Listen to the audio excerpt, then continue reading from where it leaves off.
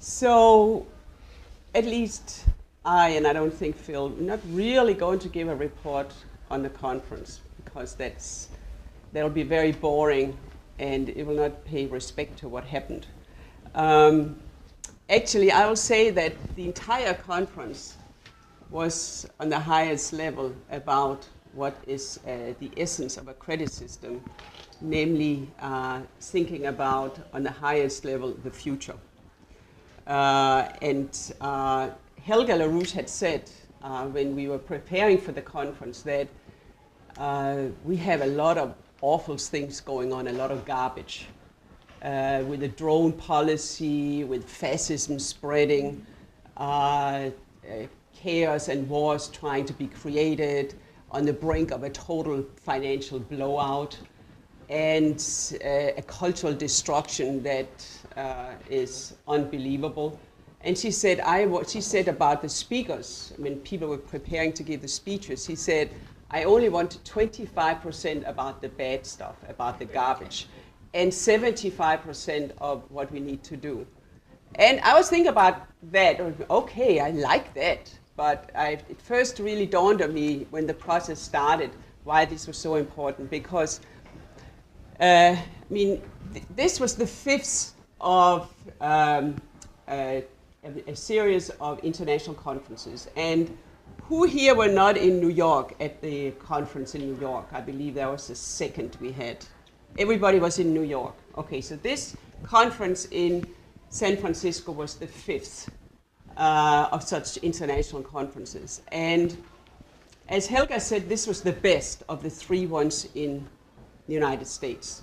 It was completely different than the ones that you participated at here in New York. And that's not because the people there were better or something like that. No, it was the process of what has been happening in the world, the process of very extraordinary articles that LaRouche has issued one after the other in the recent weeks on the highest level regarding human creativity. And it built upon also the conferences that had been taking place before. So now there's a great challenge for the next conference, because that has to be the best. It has to be even better than the one in San Francisco.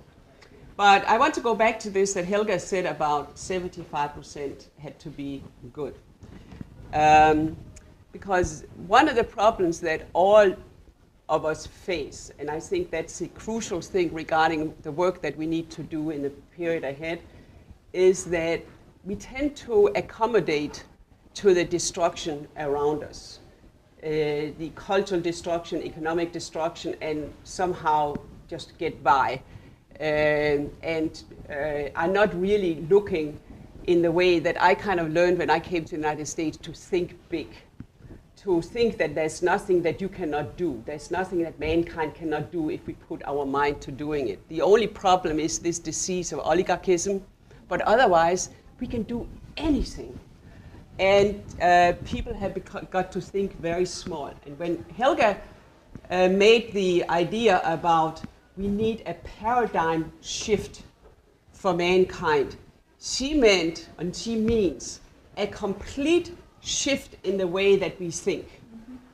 Not doing things in a balanced way, just improving, building a dam here, building a new school there, making a curriculum, and things like that. No, she means a complete shift in the way in which we think about man's relationship to the universe, and also what we can do on this globe. And that is, in my view, really the real way of thinking as an American. That has been, there's been through the last decades a cultural warfare to destroy America from within. Because if you can destroy the culture of what America really represents, well, then you have won the war without firing a shot. Then you can control the whole thing. And to a large extent, the American population has become subjects of the British Empire. They have been accepting a lot of crap, excuse my language. And the conferences is aimed in a process of making a complete paradigm shift, an in-depth shift.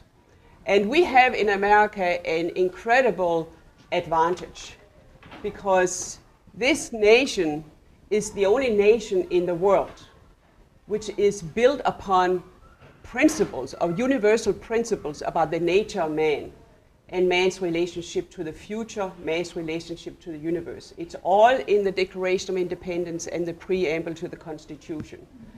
And no other nation in the world is built upon such principles. Some nations have tried to approach to it, but they don't come close. The ideas that the United States is founded upon are ideas that go for every single human being in the world. This is not American imperialism. But when we talk about the inalienable rights of man, that goes for whether you are Swedish or from South Africa or Danish. The inalienable rights of man are for all people all over the world. And so is, as reflected in the preamble, the American Constitution. And therefore, in the culture of the United States, and that is what we need to really think very thorough about and reignite, lies the solution to what needs to be done. And that's why I was very excited that this conference in San Francisco not only bore the name A New Paradigm for Mankind, but also the Second American Revolution. What is important in us is our capability for creating new ideas and collaborating with each other about these new profound ideas on the highest level of what America represents. Then we get, lo and behold, you can actually change the way, I think most of you have tried it, where the way, if you sharpen your intent and your commitment for the world at large and for the future, then all the little problems you have, whatever it can be, stomach aches or your shoes are not polished or whatever, they disappear and you think in a different way. You actually change the way your mind is functioning. You change the geometry of your mind, and you can do that consciously. And that was what the conference was about. And people grew throughout the conference. They stopped thinking about little things, and instead you had this incredible playing with each other in a dialogue throughout the conference on this higher purpose of man. And also what was underlying the conference was what we can do, what I started out saying, that we can feed every single child in the world. We can feed 3 times as many people as we have now with the diet of America, although you want to change the diet. But with air conditioning, with good transportation systems and so forth. Helga at one point brought up how we should think in terms of building new, beautiful Renaissance cities throughout the western part of the United States as part of the Navapa program, where the centers are. That was an idea Helga had years ago, where, for example, you have the whole area of Siberia where there's no people. And what we want to do in Africa, Siberia, the whole 2/3 of America, is you want to build new cities, the size of 250,000 to 1 million, and you want to plan them from scratch. You want to take some of the most beautiful architecture from the past that you now can build much easier, which is very harmonious, where you don't have skyscraper skylines going like that, but you build it so it's very harmonious and beautiful. And in the center of the cities, you can have great parks, libraries, science institutions, and so forth. And then you build the transportation system so you can get anywhere in the city in a matter of 20 minutes. You do it for free, of course, because that's much better for the economy. And then you have that total integrated with the farming and industry outside the cities. But beautiful cities, because that's also something that shaped the culture of people. So we can make the entire globe of ours into a beautiful garden. We can ensure that every single child gets the possibility for using his or her mind, getting the most beautiful ideas that mankind has produced so far. One thing that Helga pointed out is, look, we only have mankind in it, where after it had begun to write down its history, has only been doing that for 200 generations. This is nothing. We just have this little disease, which is like a really ugly pimple, which kills people, and that is oligarchism, which has nothing to do with humanity. So if you think in terms of, if you kind of part of shaping your mind, think about what we could be doing. Just think very small. Just think about America, what we could do from Mississippi and out to the West Coast. Of course, that was a lot of concentration because it took place in San Francisco. If you have ever flown over America, you see there is nothing. And at a certain point, it's just gray. There's no houses. You can see how the country has been divided up, but there's no people, there's no irrigation, there's nothing.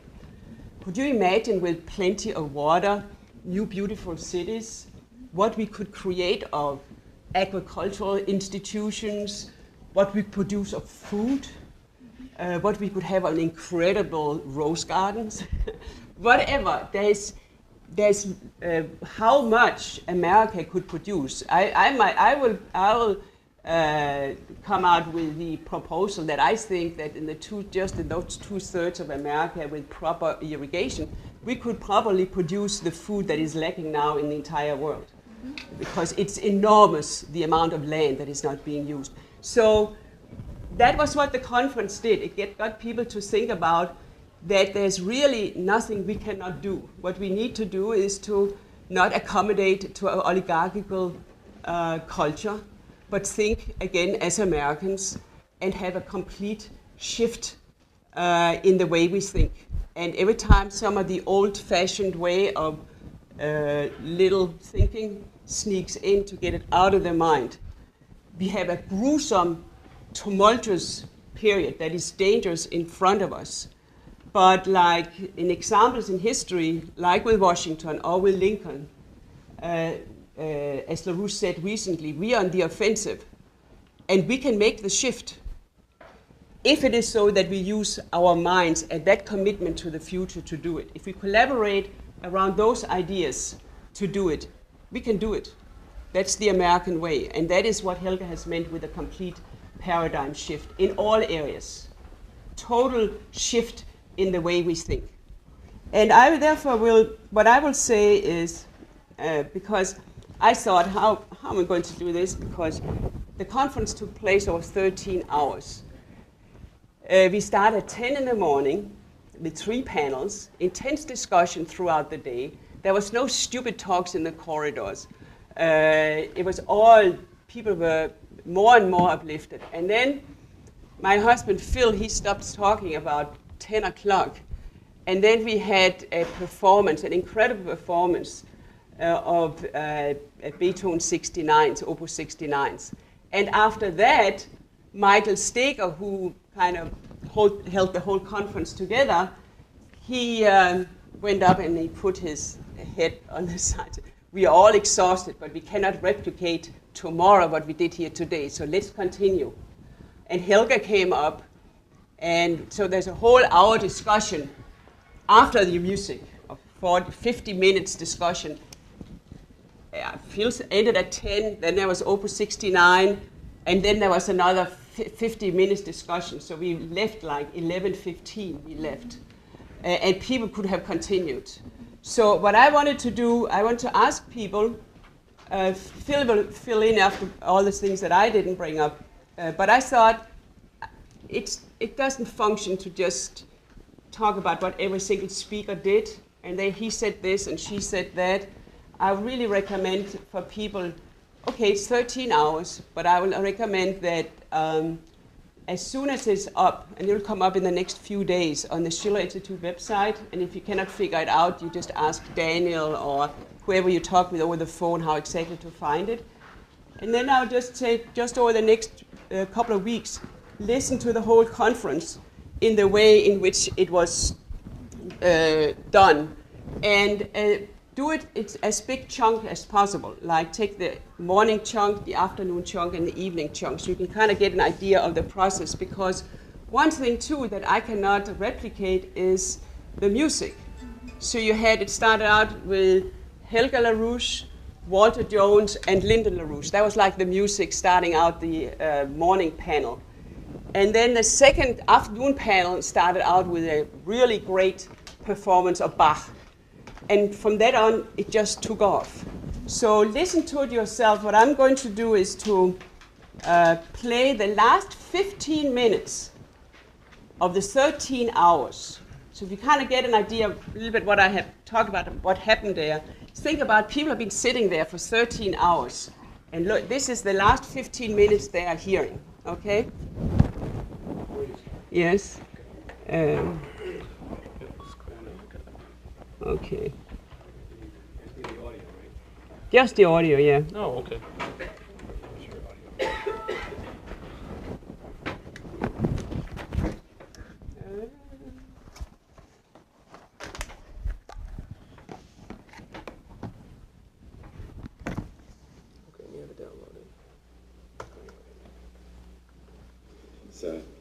As Frederick the Great could attest, yeah, wars are that's won Mike by those introducing who the question and answers in the very end.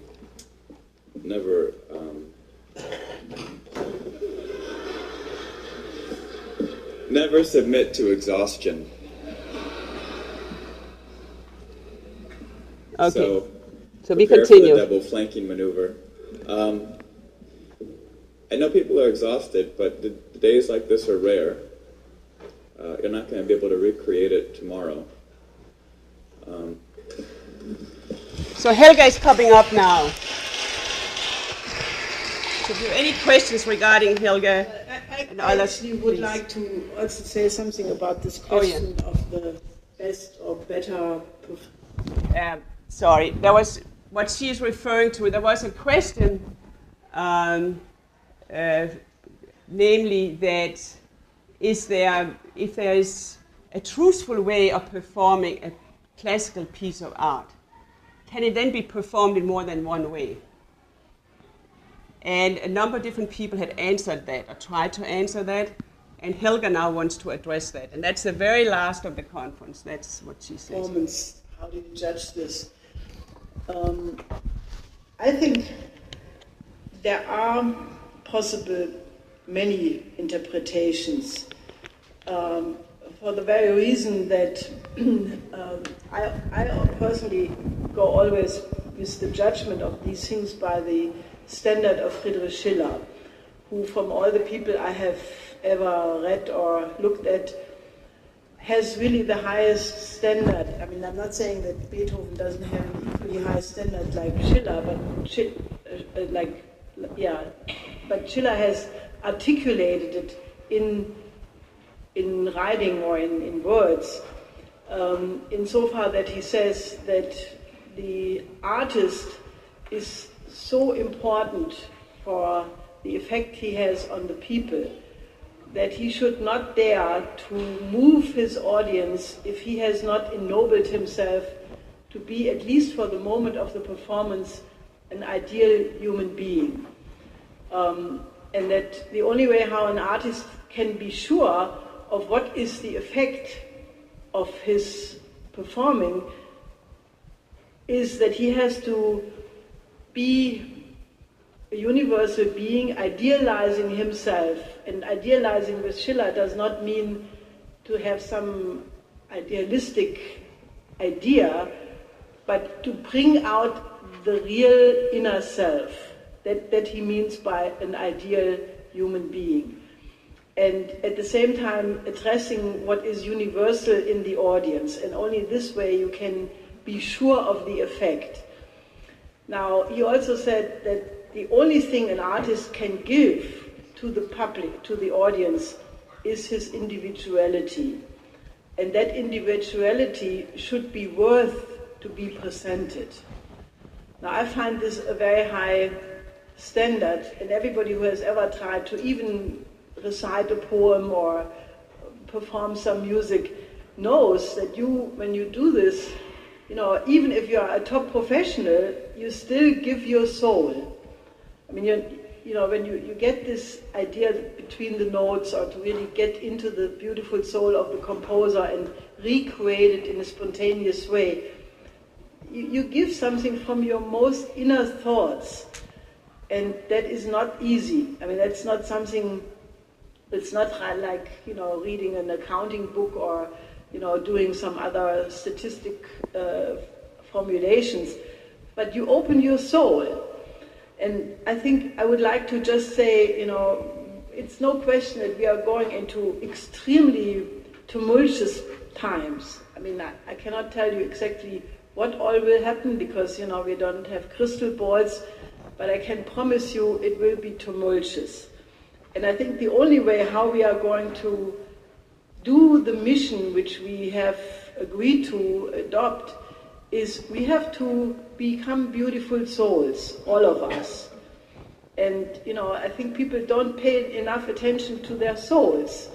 They polish their shoes, they go into the fitness room and they get big biceps, and, you can see people do all kinds of crazy things, like some men say, you have to move your arm, it comes out here and not here.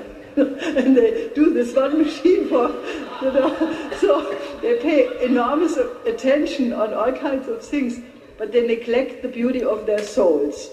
And I would like to really say, I mean, I'm so convinced that the aesthetical education of Schiller is absolutely crucial, and because if you don't make people more human, if we don't make people more aesthetically educated, and that takes many forms, I mean, when you have a beautiful concert, you don't run in and out the door and you don't pay attention how much noise you generate when the door slams. It's little things like that, and it's an appreciation for beauty. It's the idea that you have to, you have to develop this fineness of the soul, which this present culture has completely stamped out. People have been made two-dimensional. They have been flattened. And the reason why it is so important to pay attention to lyrical poetry, which is sort of like the most fragile flowers of all, or the lied, or certain other compositions, it's because you have to develop this absolute fineness of your soul, which is the Empfindungsvermögen Schiller is talking about. It's the idea to, to be open, to take the whole world into your heart, but not in a Schwärmerei kind of way, but in an educated way. This is what Schiller explains in the aesthetical education, why the so-called Formtrieb and Spieltrieb and Stofftrieb, Leni probably knows the English translations. The Stofftrieb is the ability of you taking in the whole world, of not being closed, of being able to be sensitive to the passion, or having passion for the suffering of people, for new discoveries, just being completely open. Now, if you are only open, then you go all over the place and get nowhere. So therefore, Schiller says you have to have the form drive, which is the possibility to make concepts, to form Gestalts, to form Geistesmassen out of all of these things you absorb. Now, he says as much damage has been done in history by having too little formation, as well as to do it too early, and people who too quickly have a category and say, oh yeah, I know this is this. He says history has been retarded much more by those people who too quickly close the mind and say, now I know what it is, yeah, this belongs in this drawer. And he says you have to develop both of these, and man is only really free where he plays. And the way how he discusses playing is not, just some arbitrary monopoly or some, but playing means exactly training this faculty of the mind where new things can be discussed or can occur. How do you form a new conception? How do you go beyond something which you just study and you take something which has been created already, but how do you train your mind to be a discoverer of some new physical principles, or some new musical composition, or some new drama, or poetry, or whatever. And I think that, you know, I don't think we can solve it tonight, but I would like you to take this home and consciously think, you know, how can you become a more beautiful soul, a more creative human being, so that you are of more use to your fellow human beings? And also, how can we create a humanist culture? How can we treat each other, you know, minimum according to the principle of the Peace of Westphalia, to enjoy the creative development of the other? I mean, we must make sure this organization is the temple of liberty and the beacon of beauty which radiates so that people want to join it. And I think, you know, when the beautiful musicians were performing today, I mean, that gives you a sense, but that has to become also the standard of our political culture. So anyway, I just think that, you know, the individuality, you have to not just be the way you think you are, but polish yourself. You know, think of how to become a more beautiful human being and have a more beautiful soul. And then you have the strengths, the inner strengths, to cope with everything. Because when your soul is growing and you become more compassionate and you become more agapic and more loving and more, you know, more of a human being, then nothing can destabilize you. It's really the inner strengths, you know, which is the... I mean, Schiller discusses this in these papers about the sublime, where he says human beings are fragile human beings. Any elephant is stronger, any bear is more courageous and ferocious. But if a human being connects his own identity to principles which go beyond its mortal existence, you can become morally secure. Physically, you may still be fragile and vulnerable, but this inner security is something you can work on and you can accomplish. And when you have this level of the sublime, well, then you are free. You know, and I think this question of freedom, which is trampled upon so much in this period, I mean, look, if you look at it, where do we have freedom in the world? Not in America, not in Europe, for sure not in Africa. Maybe there are some countries where you have a little bit of freedom, but I don't see a lot of it. So how do we, out of this extremely difficult historical moment, you know, develop the inner strength so that we save mankind out of this mess? You know, I mean, if you think about it, it's not an easy thing. And we need more people who have the quality or the self-demand of developing that kind of a leadership, like what Lin exercises, you know, every day. I mean, he's not a spring chicken anymore, which he mentioned this morning, but he's still, every morning, getting up with the absolute determination to make a creative contribution that day. And not just some arbitrary thing, but something which is helping to solve the problem of understanding of the people, you know, so that he contributes the best he can. And we need more people like that. We need more people who have that high standard of being selfless in one sense. No ego. Ego is a terrible thing. Whenever I see an ego, I think, oh my God, what a lost case. Because ego stands in the way of being the kind of person which is needed. And, you know, we need more people who are strong but not ego-driven. We need people who are willing to take leadership for this poor human race, which right now is almost lost, you know. But given the fact that, you know, I definitely believe Leibniz was right, that a great evil produces an even greater good. So therefore I'm an optimist. So, you know, despite the fact that if I look at the world, it looks terrible. But I think we can absolutely make it. And I think the fight of the last several months in the United States has given an enormous amount of hope to many, many people in the world, and you should be proud of it.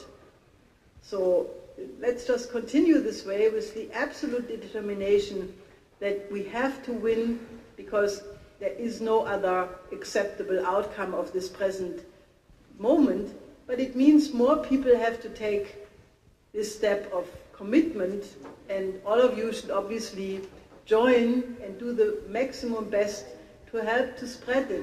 You know, we have to multiply.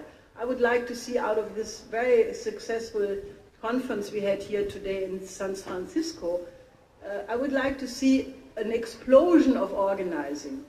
You know, I would like to see next conference 1,000 people or more. You know, I would like to see a membership drive, an explosion of organizing where each of you basically, you know, recruits 5 people a week. Why shouldn't it be possible in this moment? I have seen even in Germany a change, you know, I mean, unbelievably. Germany is the most pessimistic country, I know. But even there, things are changing, so there is hope.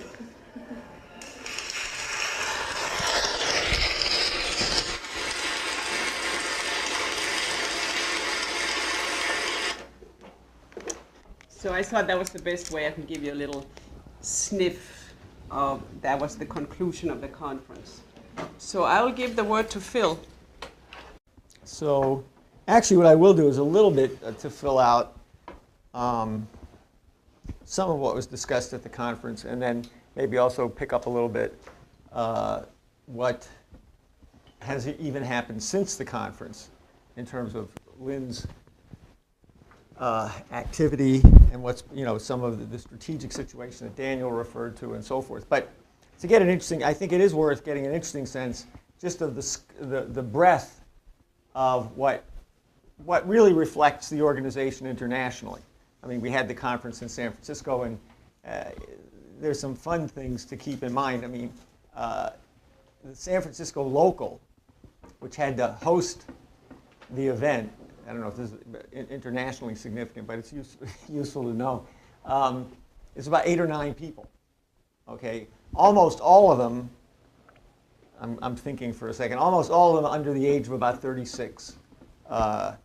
So all we have in San Francisco is 2 houses. We really don't even have a central office. The office that they have is smaller than this room. So they really can't. Plus, on the humor side, it's about 2 blocks from the San Francisco Giants baseball stadium.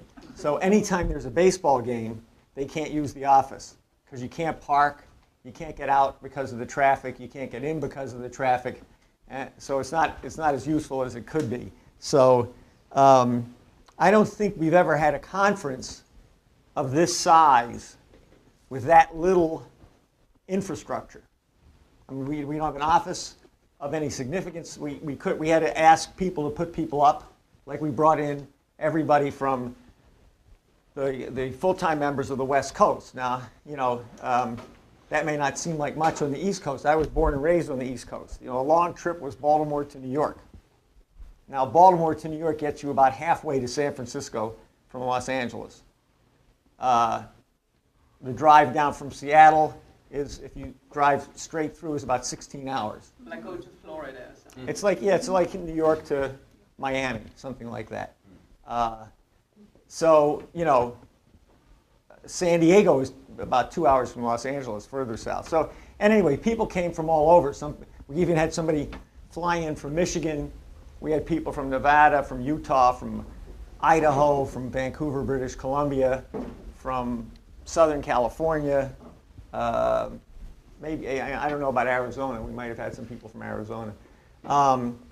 And the members were put up in houses, many of them, contacts who opened up their houses to people staying for 2 or 3 days.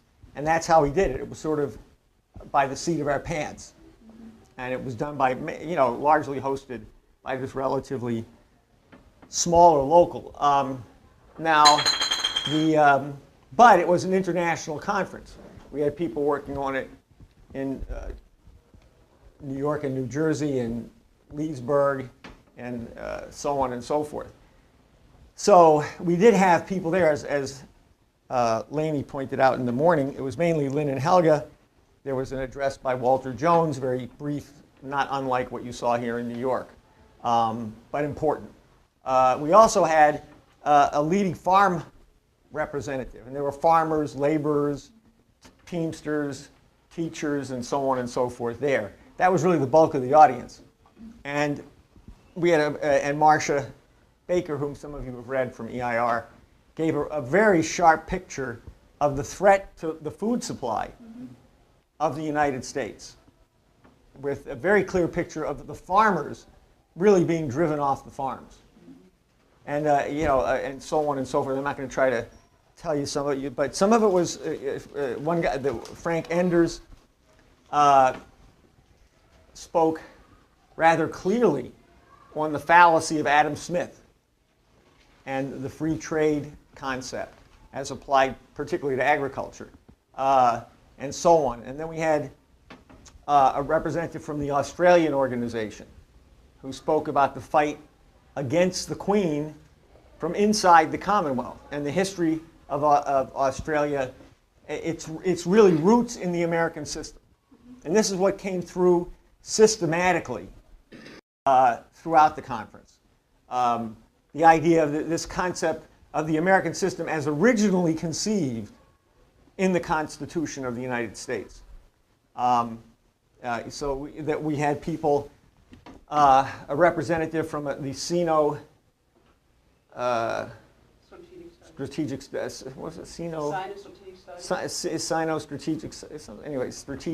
studies. All of these people are people who have been around Lynn's ideas for 10, 15 years, though many of them are not members. They're sort of political associates. We had a video presentation from a Mexican biology professor toward the end of the program. We had statements from Colorado state legislator. Yeah, right now, I'll get to that one.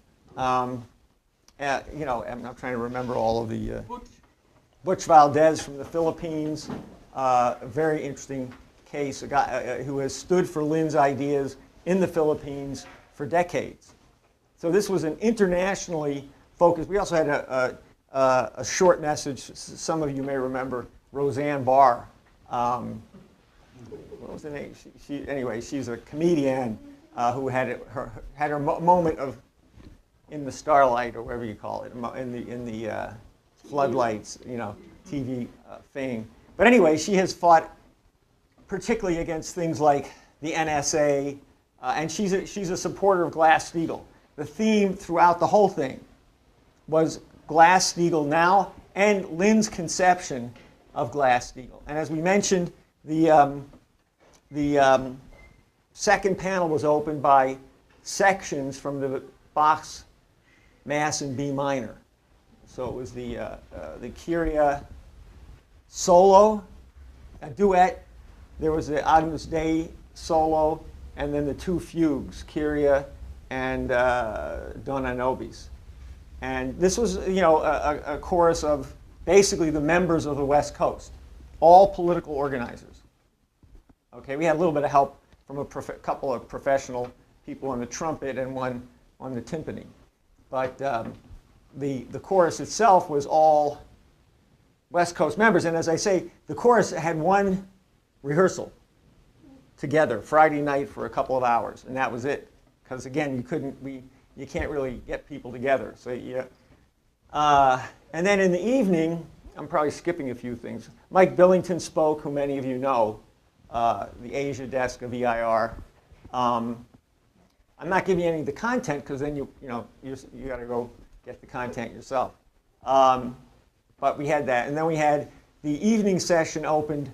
If I'm forgetting anybody, I can apologize for it. But in the evening, we opened with the Mozart's Herschel 465, which is known as the Dissonant Quartet.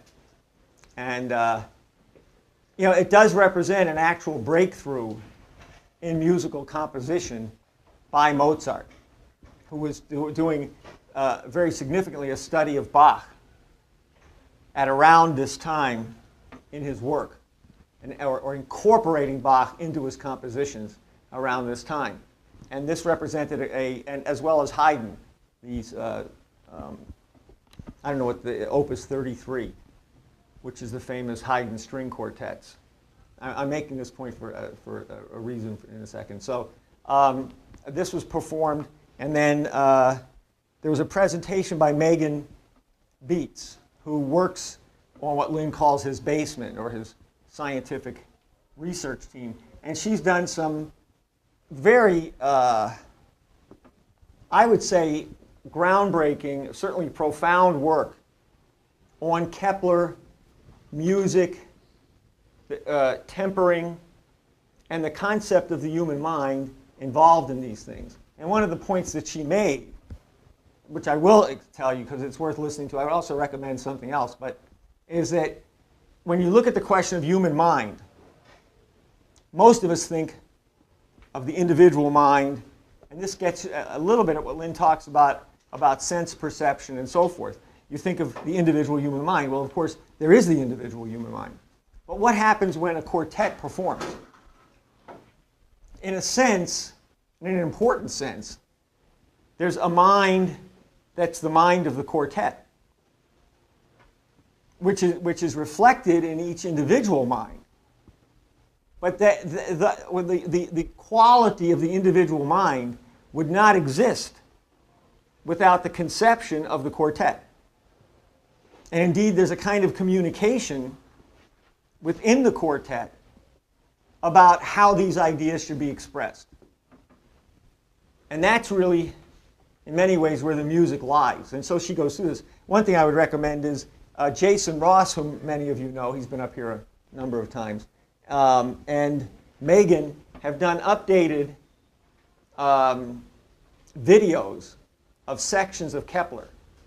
This is book 3 of Kepler's Harmonies, and I think one of the books of the Nova Astronomia. Now, Lynn has made a very important point about Cusa, Kepler. In fact, his most recent paper, Leni referred to some of these, was entitled Cusa, Kepler, and Shakespeare. And there's a reason for this. Okay, this is the source, properly understood, all three of them are the source of what we might refer to as Western science. The core of the idea of science as we understand it today, or modern science, is really embodied in Cusa, who establishes what Lynn calls the how we think, as opposed to what we think. A lot of times what you think may be wrong, but how you're thinking may be right. And conversely, sometimes what you think is right, but how you think about it is wrong. Because the real issue is not whether you have the right idea at a given moment, but the real issue is the way you're thinking going to lead you to consecutively the right idea? Are you going to be able to discover things that you don't know to be true now, but whose truth you need to discover? How are you thinking? It's sort of like, I can use a silly example. It's like if you're following a roadmap and the roadmap is wrong, you might be in the right place halfway there, but you're not going to end up where you want to end up. And anybody who's used the GPS knows that can happen, even with the great electronic eye in the sky, or whatever it is, and that lady who says, recalculating due to traffic. Have you ever asked yourself where the traffic was she was talking about? So, sometimes there's a big difference between simply having a fact right and knowing that the way you're thinking is going to lead you in the right direction.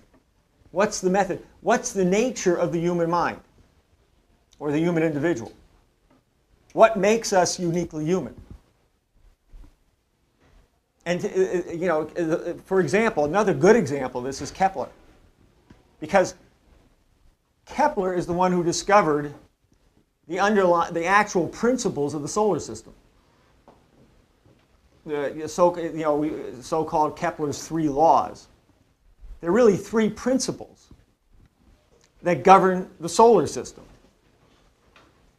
The ordering of the nature of the motion of the planets, the ratios of the motions of the planets, and the fact that they're ordered by a physical existence and a physical relationship, which is the relationship of the sun to the solar system as a whole. And in a sense, you don't get the solar system unless you look at it, at least to start with, from the standpoint of the sun. You have to put your mind, so to speak, or look at the sun as though it had a mind. And say, well, what is the ordering from the standpoint of the sun? Because if you look at it from the standpoint of the earth, you're never going to quite get it right.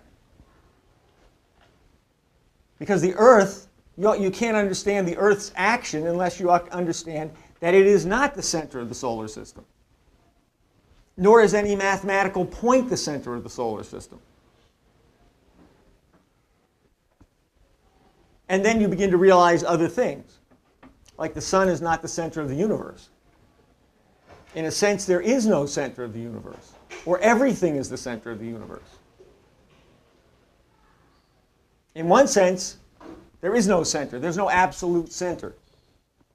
But in another sense, you can take any position in the universe, any point of observation, and discover, in effect, the same principles, the same underlying principles that govern it. I mean, this is partly what Einstein is getting at. It's not all this. Some things that you see are what it is, but it's not relativism in the sense that, where everything is equal. That's not the point. The point is you can discover the principles of the universe from any standpoint in the universe. So it actually is more universal in principle than a Newtonian outlook. And so this becomes the center of modern science. Modern science, properly understood, is always outside of sense perception. It's not observation.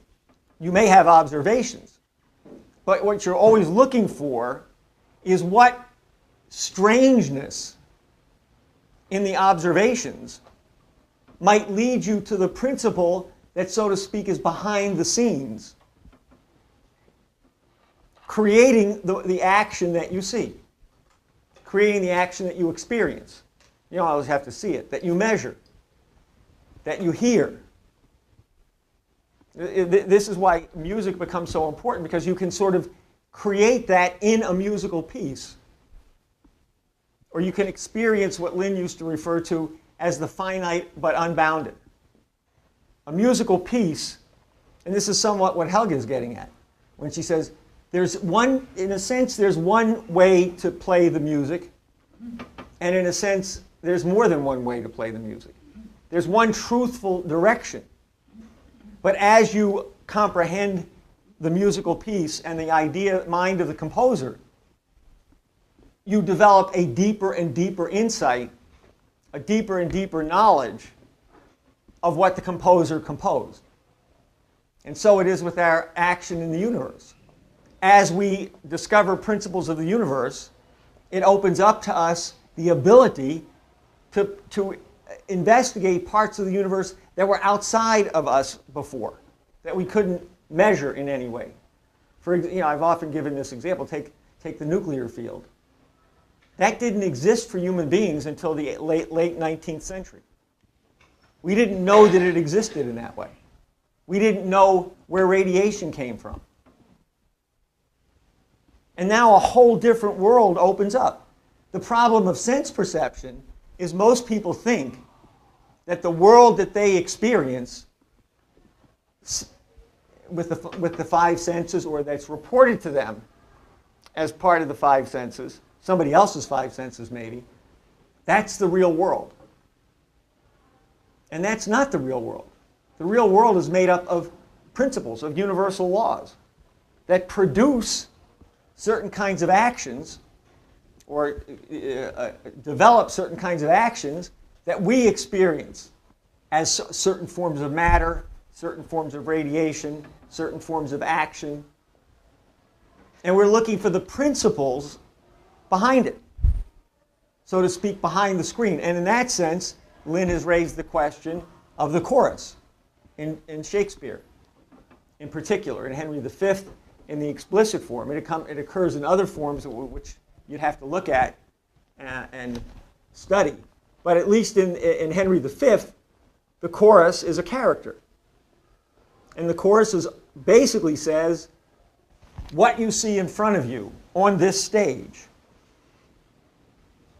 is not reality. And it's not reality in two ways. In a sense, we're using the stage to represent some other reality. Henry V, what was going on in England, so on and so forth. But in truth, even what you see as portrayed by the characters is not the truth. It's, in many ways, people carry out what they do in the world based on illusions. In this case, illusions that very much reflect an oligarchic principle, an oligarchic idea of social relations. There's a reason why Shakespeare is often, said to be so bloody.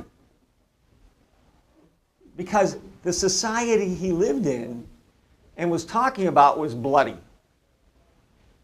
It was an oligarchic culture where human life didn't mean a whole lot.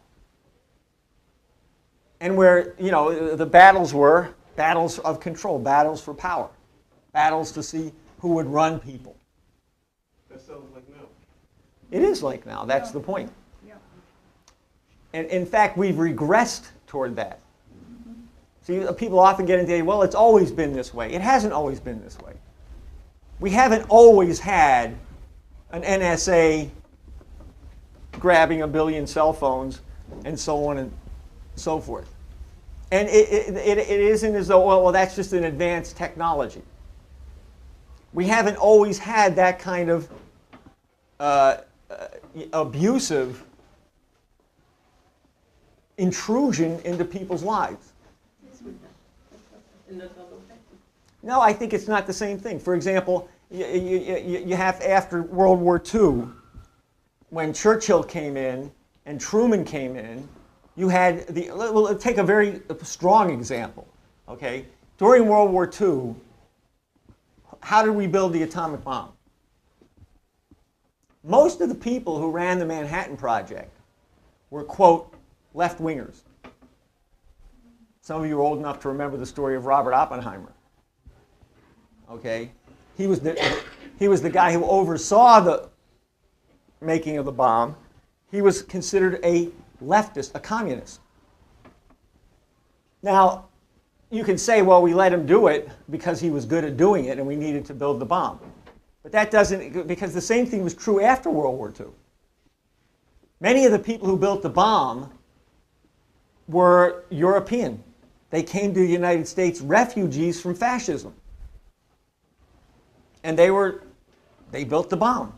They were allowed to do it. After the war, they had to sign loyalty oaths under Truman. Roosevelt didn't have them do that. Truman believed that nobody else could build the bomb, but we had the secrets and that was that.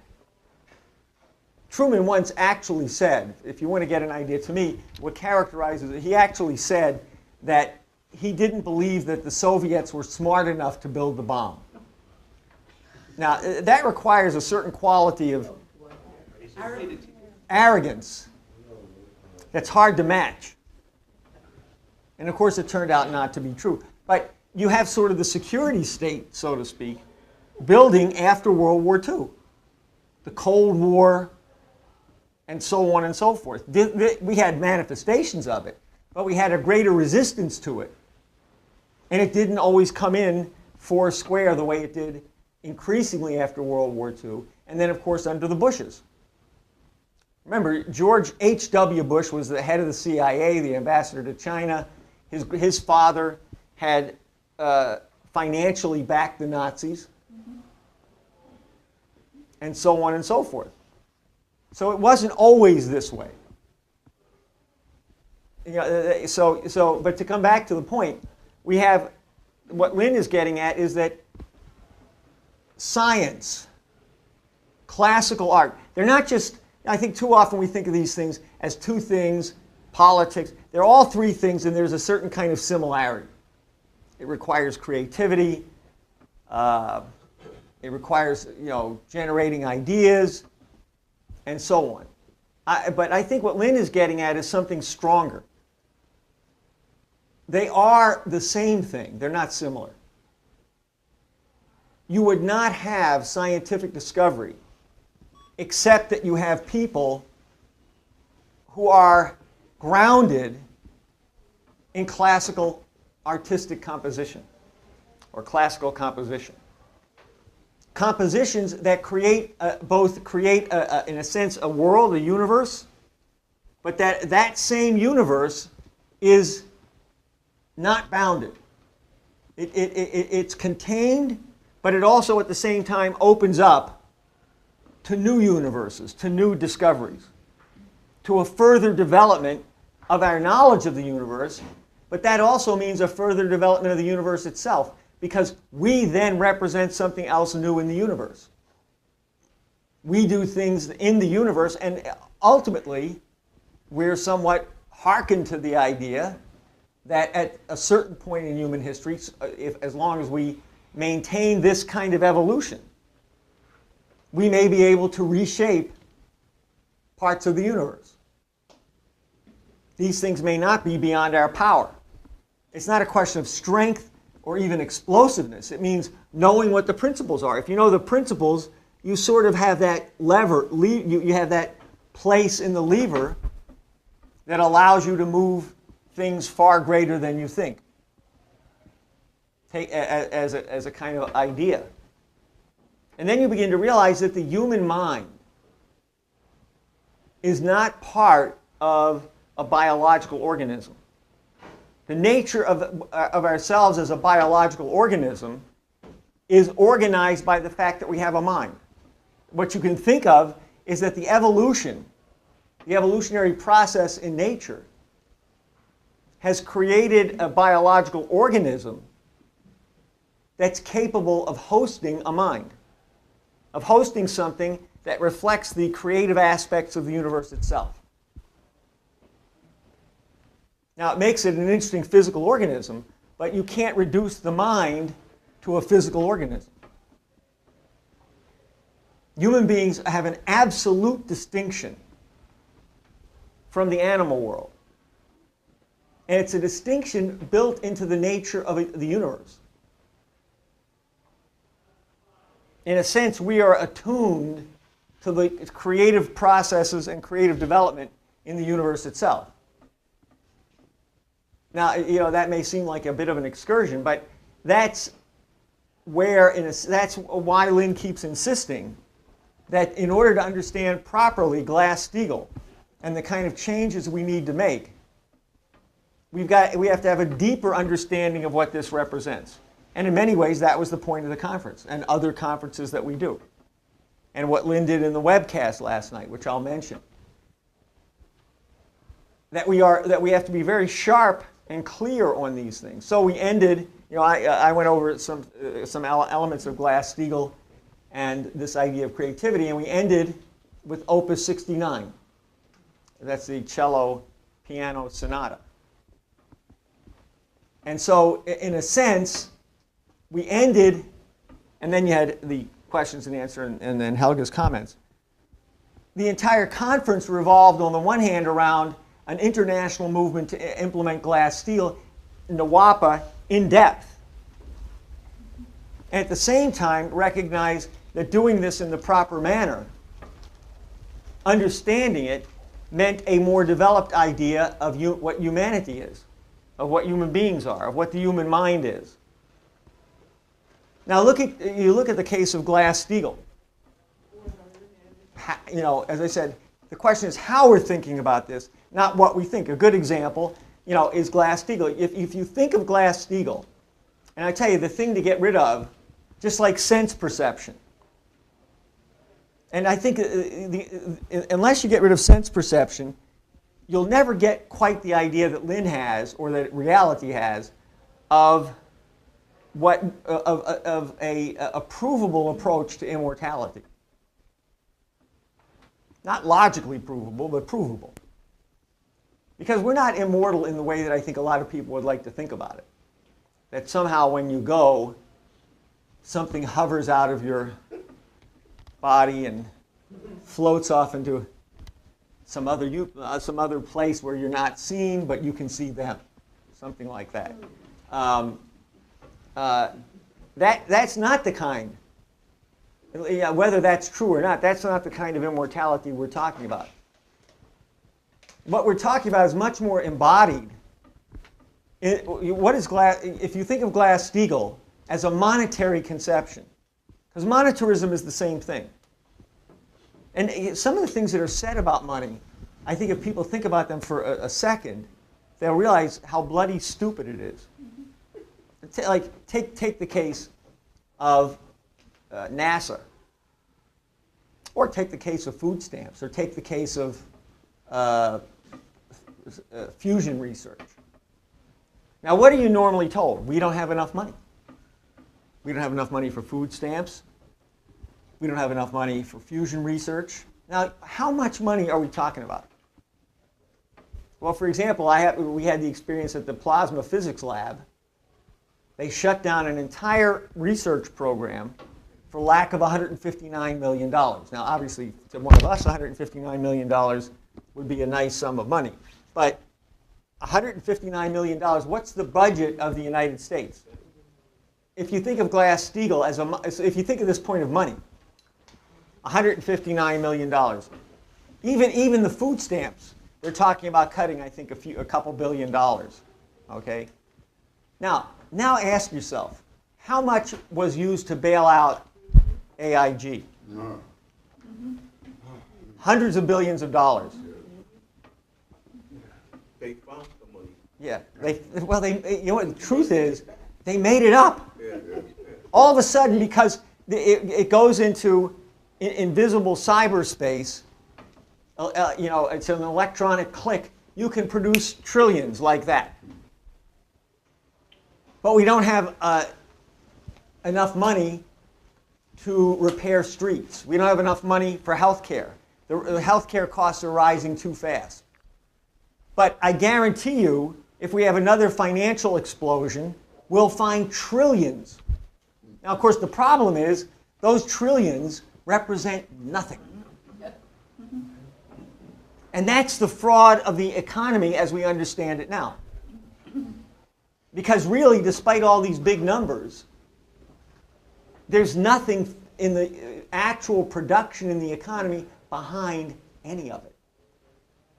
Supposedly, what's behind it is people are willing to pay more money to buy it because they think it's going to increase their wealth. So, buy cheap, sell dear. That's the free trade. But nothing is being produced. In fact, in order to pay the debt generated in this system, what do we do? What did we do after we paid all these trillions to bail out the system? Well, we had to find some income stream of a real economy that you could at least leverage into these trillions of dollars. So we had to cut expenditures. We had to cut infrastructure. We had to cut education. We have to keep back the growth in healthcare. What is it? You have to kill people. You have to let people. Take their deposits. Yeah, you have to let people die early. And if you're smart, that's how you do it. You don't shoot them in the head. That's a dirty way to do it. A few people may go that way. You might bomb a few people. But the nice, neat, clean way to do it is don't feed them.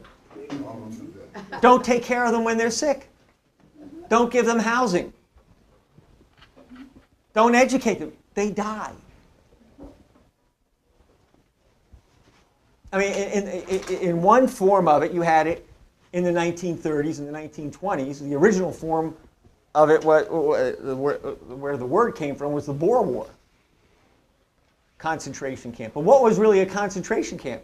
It was a place that you sent people to labor intensively and literally not feed them enough to live more than 6 to 12 months. So they would just die. They would die of diseases. They would die of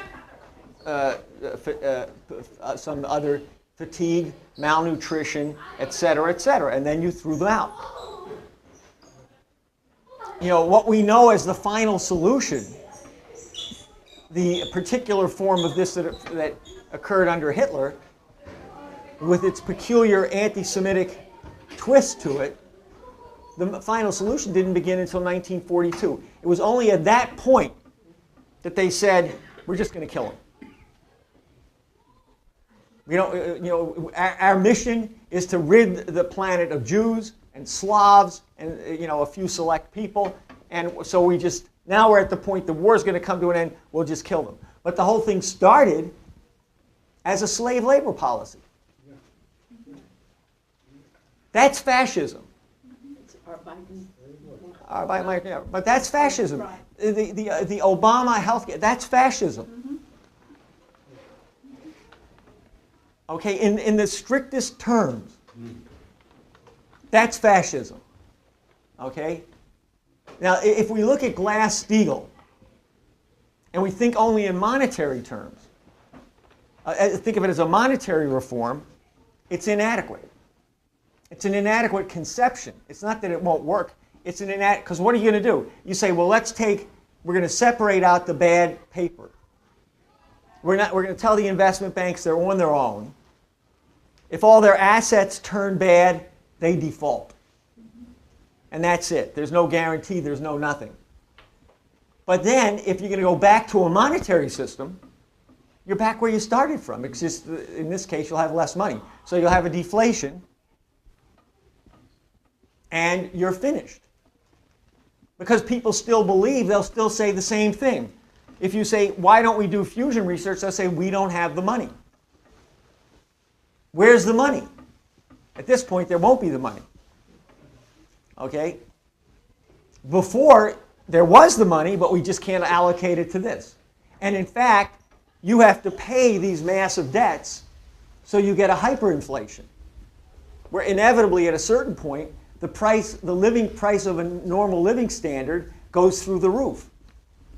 Because the value of the paper has to be rolled over constantly with more return.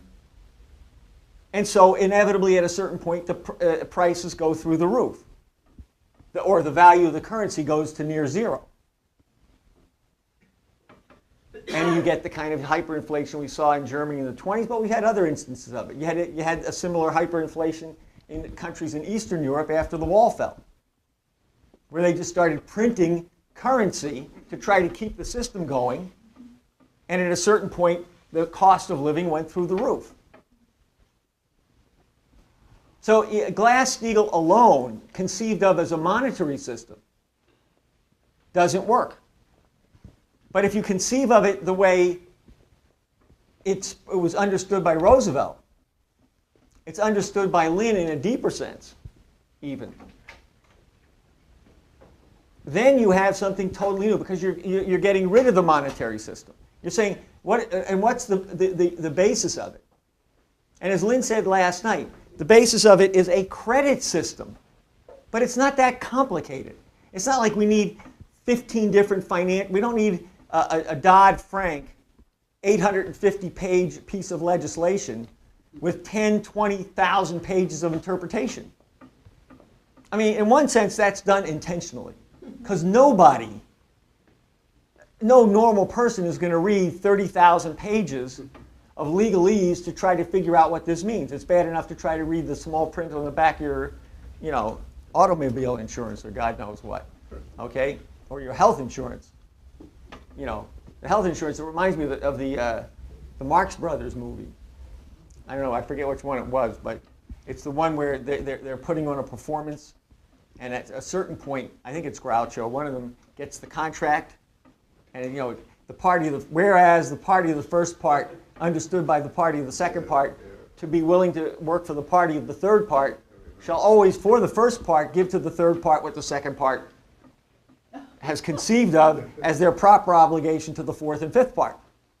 And on and on. And that's what these, if you ever read some of this fine print, that's what it's like. It's meant to mean nothing. It's what it's really meant to do is to allow them to pull the wool to do something. And then you have to sue them or something to try to get it back. So, the fact of the matter is, it's relatively, I'm not saying it's simple-minded, but I'm saying it's not something that requires 14 lawyers to figure out. Because how did Roosevelt implement Glass-Steagall? Really, Glass-Steagall became real at the point that they used it to audit the existing banks to find out what their status was and to create the Reconstruction Finance Corporation. Because what did they do with the Reconstruction Finance Corporation? They created a means to generate federal credit. And it was that federal credit that was fed into the system through things like the Homeowners Loan Corporation and all the initials that I forget, the WPA and so on and so forth. Because what did that do? It actually has a certain multiplier, but it's also regulated. In other words, this lending, this credit, went into the banking system, but now you had a regulated banking system so that the credit was initiated into federal projects. And the federal projects, which gave the banks then the capability to issue private bank credit, which were then able to issue credit to subsidiary industries to service the workforce. And this built the future. This was all based on the idea that they work in agriculture, because you had the same thing for agriculture that you had for home foreclosures. Okay, that this credit would generate improvements in productivity. And so the economy would expand on the physical side and the actual productive side, and that increase in production is what pays the credit. Money exists only to facilitate that. Why do you have money? Why do you have paper money? We had paper money in the Massachusetts Bay Colony. Franklin argued for paper money. So, this goes against the populist strand. Hard money, from an American system standpoint, is actual production. It's not, hard money is not gold, it's not silver, it's not any metal. It's actual productive expansion, development of the productive capabilities of society, of labor as a whole. And so credit is issued against increased productivity, or for that. Money is a little bit, basically it's meant to oil the machinery. In other words, you have a division of labor. As the productivity expands, you generate new professions. I mean, for example, if you're going to expand the required education to function as a laborer, I don't mean just a worker, I mean to produce something in the economy, in the physical economy. If somebody has to go to school until they're 20 or 25, they have to live a little while after that to realize the quality of the education. So you don't want to produce people who are engineers at the age of 25 and they die at the age of 40 or 50. You do want people to live a good, healthy, long, productive life. Now, what does that mean? That means you have to have a health capability. Now, that's not just medicine. It's doctors, machinery, equipment, but it also means sanitation, preventive elements, water purification, and so on and so forth. So you find that in order to increase the productivity of society, you have to increase the population, and you have to increase, to a certain degree, the number of the different types of activity, otherwise known as a division of labor. Now, if people have a concept, they don't just become reduced to their particular form of labor. Now, if you have that, you need a little bit of money to carry out transactions which are reflective of the growth in the physical economy and the issuance of credit. Because things don't occur all at the same time in one simple cycle. So you have to issue credit to the farmer, who then produces what he produces, who maybe introduces a new technology based on the credit, expands the production of the farm. That's available then to other elements of society not involved in food production, but involved in producing the equipment that the farmer uses, making the farmer more productive. This creates new professions, a greater division of labor, and some of these cycles are longer cycles. Infrastructure is not a 1 or a 2 year cycle, it's a 5, 10, 15, 20, 25-year cycle. So you don't realize the increase in productivity from infrastructure immediately, or even within a year or two. So a certain amount of currency is organized by the Congress under the Constitution to reflect the amount of currency needed to carry forward the outcome of the credit. And so what we need to do as soon as we implement Glass-Steagall is begin the implementation of a national banking system, but start with a federal issuance of credit. And it's probably a fairly large amount of credit because there ain't much in the banking system. Once you took the garbage out of the banking system, there wouldn't be a whole lot left. So you sort of jump-start it from this standpoint. Now, then this raises the question, okay, you're going to put all this credit in. What are you going to do? Well, you have to have a science driver. You have to have something that forces the front end in the increase of productivity. Crash scientific programs. The inner solar system. NWAPA. NWAPA based now a little bit differently than the original program, based on nuclear energy. And you use this to create fusion breakthroughs, which are then used to fuel the exploration of the inner solar system. By that I mean, you know, the asteroid belt or the area between Mars and Venus, which is the near asteroid belt. Mars and Jupiter. Isn't it Mars and No, yeah, what I'm talking about is those parts of the asteroid belt that kind of come out of the main belt and flow in between Mars and Venus. But the main asteroid belt is between Mars and Jupiter. Okay?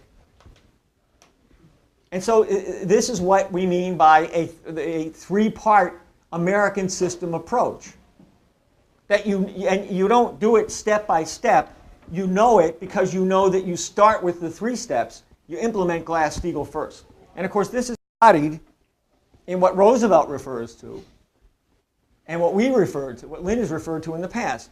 This embodies the fundamental principles, not just of the U.S. Constitution, but the secret of the U.S. Constitution, if you like, is not simply Article 1, Section 8, the Bill of Rights, and all this kind of stuff. That's important at some level. But what really makes the difference, what makes us a unique Constitution, is not a bunch of rules. One thing about the U.S. Constitution, it's relatively concise. I think the entirety of the U.S. Constitution, if you write it on 8.5 by 11 pages, is about 20 or 30 pages. You have to get this. The Constitution, the famous case, the Constitution of the Soviet Union was hundreds of pages. It had a point for everything. The German Grundgesetz is a couple of hundred pages. I don't know exactly how much it is. Because the American Constitution was written from the standpoint of principles. You didn't try to fill out, and that's why it's still valid today.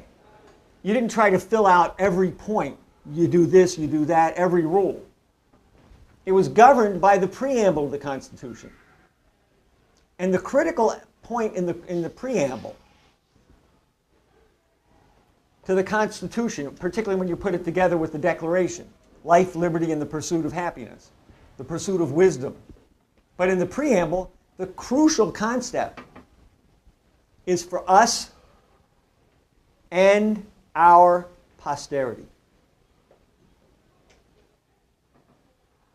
In other words, this is a nation whose identity is always based in future generations.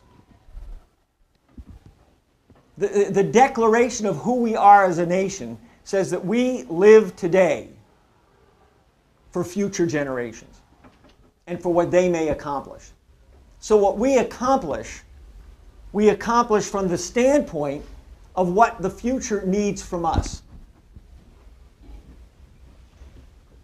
And we have to make the attempt to create a future that will not only exist, but will have the capability to do as we do. To look to what they have to accomplish for the future generations that they act for.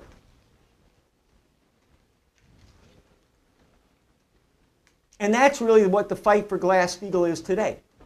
It's a fight to go back to the American system, to the Hamiltonian sense of credit, even back to the Massachusetts Bay Colony,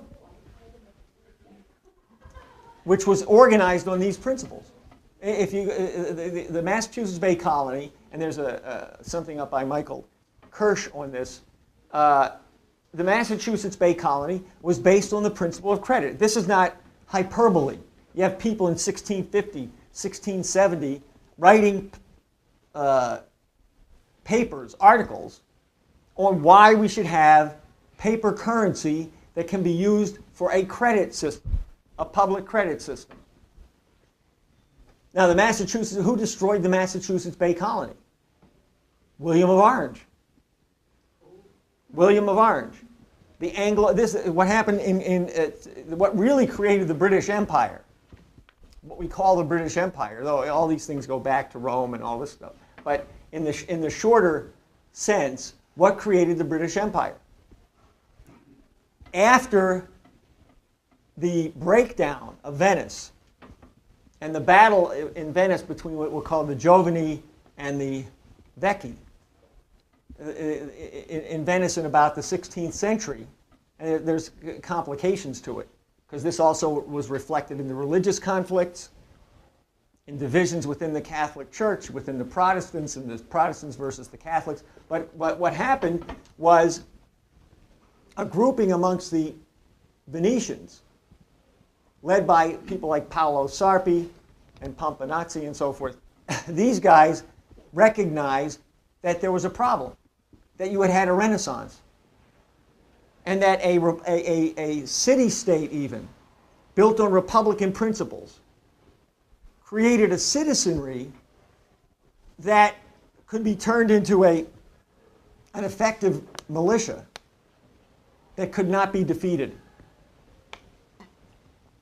That in straight-on conflict, the rate of development produced in a republic gave it an advantage over Venice, over the financial sector. Because the financial sector is always trying to cut back on production, cut back on development. And so what happens if you're faced with a republic that's producing ideas, it gives them a military advantage. And an advantage in the quality of the citizenry. So Venice was faced with a crisis. And their crisis was, how do we find a way to incorporate the scientific discoveries, but destroy the mind behind it? And of course, you can't do that forever, but what you can do is try to grab what they've got and destroy the conception of what produced it. Destroy the conception of human nature that was developed in the Renaissance by Cusa and followers of Cusa like Da Vinci, ultimately Kepler, and so forth. So they moved this operation completely. They were the leaders of the Protestant side and a certain split in the Catholic Church, and they moved out of Venice totally, and they moved away from what was then the Venetian system, and they moved it in particular into first Antwerp and then Amsterdam. And in Amsterdam, you had the beginnings of what we know as the modern monetary system, the central banking system, stock trading, futures to a certain extent. It begins in the beginning of the 17th century in Holland, with a lot of these Venetians moving in, but others and so on and so forth. Now, ultimately, not that there were operations in England, and this is a complicated, but ultimately, the Dutch, who start the wars with the French, and so on and so forth, undermine the French developments of Colbert and so forth. The Dutch ultimately invade England. This is after the Cromwell period and so forth under the Stuarts. And the Dutch take over England. There's a faction, of course, that was on their side. This is 1688. And this is the point at which the go-ahead is given to crush the Massachusetts Bay Colony. Andros comes in, and but basically this is ordered at the point that you now have the Anglo-Dutch running Britain and so forth. Then there's a further fight that leads to the British East Indies Company. But what was the British East Indies Company? It was modeled on the Dutch East Indies Company. That came first. And then you get the British East Indies Company and the Empire. And that's the empire that exists to this day. The Anglo-Dutch Empire, with the kind of Saudi complication and so on and so forth. Okay? So what we have to recognize is that the American system, because what is the Adam Smith system? There is no future. You are an animal. You only exist in the present, and you're not supposed to think about the future at all. If you think about the future, if you try regulation, you're going to screw everything up, because the mind that you think you have is a strange something that popped in somewhere, and really it's a big annoyance. It gets in the way. You live in the present like a zebra munching grass. And that's it. That's the oligarchic outlook. Most human beings are no better than munching animals. Maybe that's why they have so many snack packs, so you can munch a lot. Okay? Well, let me just finish it here. Okay? Wasn't the Dutch the West India Company first? Maybe, but there was the Dutch East Indies Company. They were the West India Company. They occupied what later became New York. Mm-hmm. And then when they changed over to the East India Company, when the British came in, it became New York. Yeah, that's true. Yeah. It was New Amsterdam, right. Stuyvesant and Company. Yeah. That was the impetus of their exploitation of the East Indies and the rest of that area. So this was the model for the British East Indies Company. So, and there's a story of how the British East Indies Company took over. But the fact of the matter is, this is the empire that we live under. This is what Churchill represented. Churchill was actually a little bit of a backward. This is what John Maynard Keynes represented. This is what modern free trade represents. This is what empiricism represents. And so Lynn's point is, unless we get this right and stop being hysterical about money, because most of the money ain't worth nothing, okay? Particularly if you're a little bit young, not much younger. But most of your money, your pension probably doesn't exist. Your 401k, maybe it will make it, maybe it won't make it. What's the dollar going to be worth a year from now? Don't bet on it. We've got to put ourselves into something else. And that's what happened. Take the 1930s. People have it backwards. People say, well, we got out of the Depression because of the war. Everybody in the United States believes this. Not everybody, but most people. Okay? No, that's not what happened. Roosevelt built the infrastructure in the physical economy that allowed us to in 38, 39, 40, begin a massive industrial buildup that was created during the Depression. What stopped us during the Depression was Wall Street. They kept saying, no, we can't spend the money. We got to cut back on the budget. 37, 38, there was the big budget cutback. And Roosevelt had to give into it because you had the Southern Democrats, and he had a problem. So you had on the monetary side a problem. But on the production side, Roosevelt was pushing the production to the hilt. So that's how we won the war. We didn't start the economy in 1941. If we did, we'd be dead.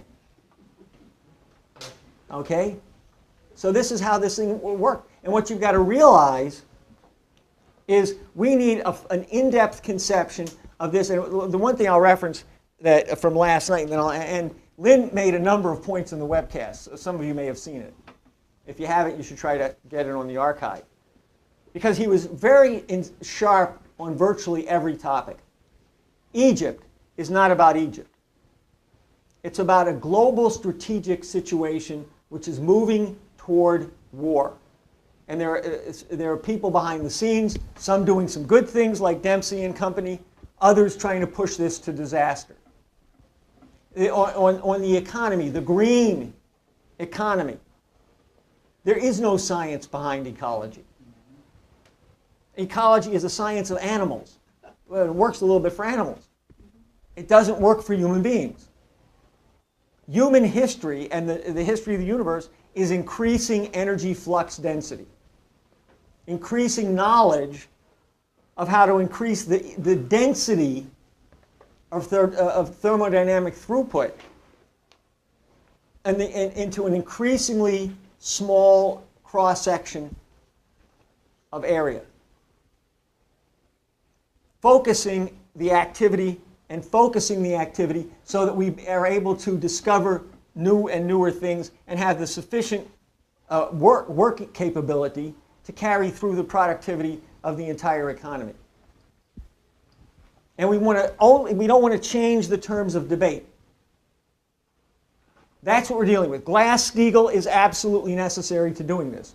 Public credit has been done in the United States. It's the core of the United States. It's the core of what happened with the imitation of the American system in Germany, in Russia, in China, in Japan at the end of the 19th century. And what we've had over the last decades, beginning with the death of Roosevelt in 1971, the assassination of the Kennedy brothers, and since 71, about 42 years to the present, we've had nothing but physical decline in productivity. In the most advanced countries in the world, and of course, devastating for the poorer countries. And so we have to stick to this, and we have 2 months, roughly speaking, to bust Glass-Steagall and to have a cadre force of people in the United States who know what this means in terms of public credit, in terms of science driver projects, and so on. And this is some of what we mean by a new paradigm. Okay, so I'll end there since it gives us a little while. Is it possible to give an assessment of the recent events in Egypt? Is there anything? Is it a good thing that they kicked out Morsi? Are there any progressive or good elements to that? Well, I think what's good about it, Daniel went through this earlier, I think what's good about it is it exposes the fact that Obama, the British, have supported the Muslim Brotherhood. That, frankly, Morsi wouldn't be the president if it weren't for the fact that Obama backed it up, that the United States backed it up. And of course, what has come clear, much clearer, besides all the internal realities, because they were moving more and more to an Islamic state. And therefore, of course, it was a somewhat repressive condition for anyone who wasn't in the Muslim Brotherhood or an allied outlook. And there's no doubt that this is what, there was an economic crisis Remember, Morsi took a $4.8 billion loan from the IMF, and it was the United States that insisted that he take the loan, that he come under IMF conditionalities. John Kerry, Obama, and company. Okay, they insisted on this in the recent period. Okay, so that remember, what did the 2011 upheaval occur over? A massive rise in bread prices and fuel prices. That's what sent people into the streets to begin with. A lot of the youth who had no future. And this got turned into, because of the fragmentation, a victory for the Muslim Brotherhood, which does probably represent a significant percentage of Egyptian society. But of course, they became more and more repressive. And then about a week or 10 days ago, Morsi declared jihad, effectively, against Syria. Okay, so this was a new expansion of the. So in that sense, the Morsi government clearly represented a problem. What was good about what happened is you had a civil upheaval. I mean, and even modest estimates of the turnout last Sunday, I think it was, for the demonstrations against Morsi around Egypt was about 8 million people. Now, that comes close to being maybe the biggest single set of demonstrations that I know of in history, let alone in Egypt. Okay. Now, this then threatened to explode because they were saying they want Morsi out, and of course we were on the verge, minimally, of violent upheavals inside of Egypt. And besides the economic crisis, the idea of bringing Egypt into the war in Syria was an alarm bell. Okay, so at this point, Egypt was on the verge of bloody civil war violence and probably spilling over. Okay, now all of this had been orchestrated from the outside. Much of this could have, remember, it was Obama who told Mubarak to step down. Okay? So, now what was good about it is that when the Egyptian military, which by the way is headed by a guy who is himself an Islamist, this guy al-Sisi, okay, but maybe of a more moderate stripe. At any rate, as the Egyptian military moved, and it was a little unclear what was going to happen, Dempsey, Hagel in particular, but Dempsey especially, contacted the Egyptian military, al-Sisi in particular, and said, we can live with the situation where your action is one to bring about civil calm. And given the fact that millions have been in the street, while we don't like the idea of a ouster of a president who was elected, and this is what Dempsey said as far as we know, given the threat of upheaval and so forth, if you protect the population equally, if you immediately move toward a civilian government, and what they've done is appoint a civilian executive as compared to last time when the army tried to run things. This time they're appointing the head of the Supreme Court was appointed to be the executive and so forth. And there would be no coup in that sense. Then we can live with it as long as you move rapidly to a new set of elections, et cetera, et cetera. So the fact that the U.S. military under Dempsey was able to step in the short run, that's all we know right now, because we can't say that this is going to hold. Okay, it's too unpredictable. Okay, but the fact that for the moment a certain calm has been brought to the situation based on the actions of Dempsey, Hagel, and some of the Egyptian military, that is for the better.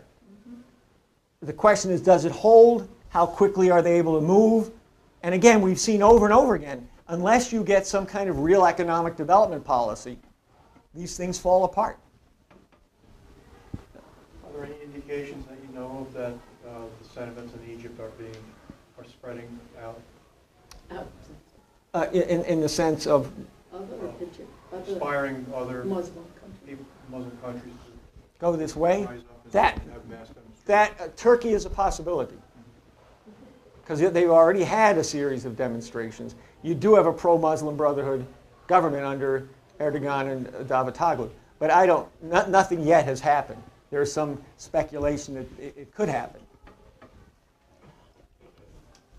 just kind of curious, like the world's on fire, why they're so interested in the peace process in Israel? What? It's like the same old song and dance, the peace process in Israel. You know, like Kerry is going down to Israel. Yeah.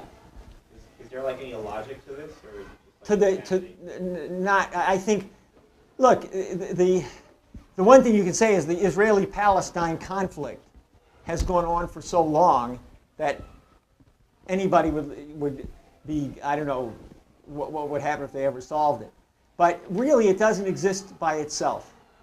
What they've done is they've used the Israeli-Palestine question to fuel this internecine conflict throughout the Middle East in one way or other. It's been part of it. It's not the whole story, as we've learned, because you've had Sunni-Shiite conflict and so on and so forth. But I think most of what Kerry is doing is either hopeless, because the whole context is you have to solve. You can't do this by just solving the Palestine-Israel question. You're not going to. Who's going to solve the economic problem in Palestine? Remember, if you go back to '93, and Rabin and Arafat, you had a peace agreement. And what Lynn said at that point was, we've got to get shovels in the ground. We've got to start building right away, because if we don't, the economic disaster of the Palestinian population means that this will not hold. And that's what happened. And of course, you then had Rabin assassinated by a right-wing Israeli. And pretty much since then, with almost no exception, you've had hardline regimes in Israel. I mean, Barak wasn't much of an exception, as it turned out. All right. So the reality is, no.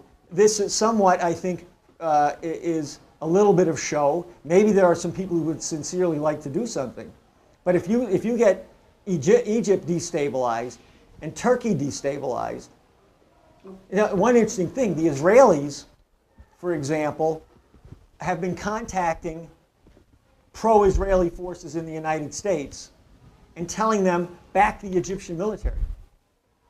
Why? Because they don't want destabilization in the Sinai. They got enough problems as it is. Despite all the mythology, they can't be stretched in 3 and 4 different directions.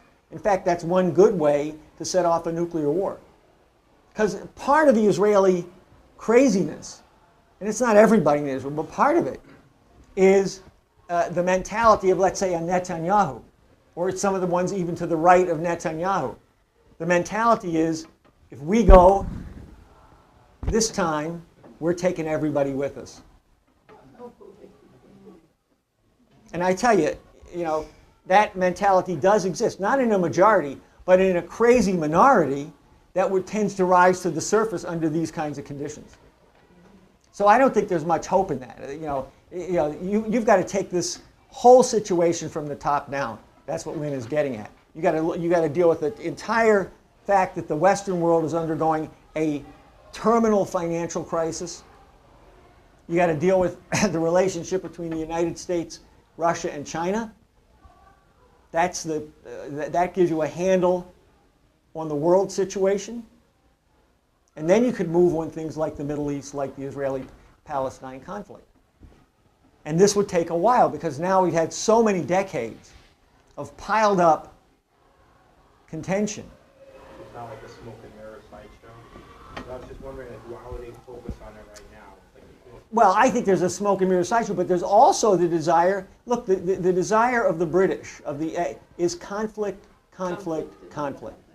The more chaos, the better. Whether they want nuclear war or not, I can't read their minds. But I know they're crazy enough to get us into a nuclear war. When you play a composition by a composer, isn't it fair to say that you try to imitate the composer, you try to be the composer in a certain sense, and in this way, it's good that you're trying to be someone else, because everyone tells you, be yourself, don't try to be someone else. But in this sense, you have a right to be someone else. You know. I think it's more than imitation, but you have a point. You know, it's more than imitation. You have to sort of decide to try to replicate the thinking process of the composer. What was the creative moment in the composer's mind? What is the idea he's trying to express? So you do have to think inside the mind of the composer. Even though you can't be the mind of the composer, you can, in a sense, it's a little bit like psychiatry, if psychiatry is good. You have to take the other person's mind into your mind.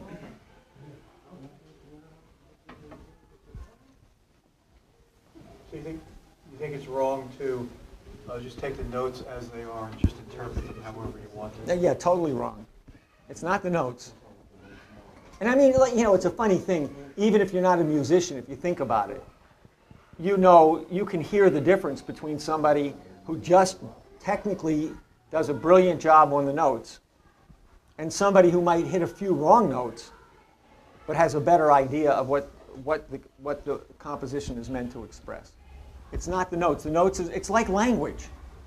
You know, for the most part, it's a funny thing to realize. If you have a profound idea, you can never really express it in the words. Somehow you have to use the words to evoke a problem in the person's mind, so that they say, well, it's not just what this person is saying, there's something else here. What is it that he's trying to say? What is it that's behind the words that he's using? Well, I have a good example, because a lot of people here have tried to go up and organize out in the streets, or go in contacts, or go up to Albany. And, you know, you can give a perfect briefing with all the right facts. But if you're not in it, then you don't move anything. And then you can kind of rabble be all over the place, but your soul is really in it, and you're really engaged, and you move people, and sometimes you know, how could I move that person, because I was like all over, but you were really there. Anyway, so anybody, and I wanted to give that example because Mifa, who conducted the chorus and orchestra at the conference, it really helped us, because she said, I'm only going to tell you one thing. Think about organizing. So instead of us thinking, oh, can I now hit the notes right? Am I now, how is my voice a little scrunchy or whatever? No, she wanted us to get into the mind frame, how you actually put yourself when you organize somebody else. And that's exactly the same with a piece of music, that if you just play according to the notes with all the facts, that's not really going to create the idea. I mean, it's in part, it's the reason, or you see this in science. You know, when you're trying to describe something that's a new discovery in science, you often find that the words available to you aren't adequate to the idea. You know, relativity theory, even the word relativity, you know, is misleading in some respects. And, you know, how do you express the quantum phenomena that Planck and Einstein discovered in normal terms? You find that you can't. You have to find some other way to awaken the person's curiosity and make them think. Or in poetry, you know, you're creating a new language. You know, most languages were created by the poets. Dante created modern Italian. Chaucer, you know, it went a long way with some others. Shakespeare really created modern English, even though we think it's strange to us now. But the ability to express profound ideas, the kind of language used in the King James Version of the Bible. These were different. These were advances in the language.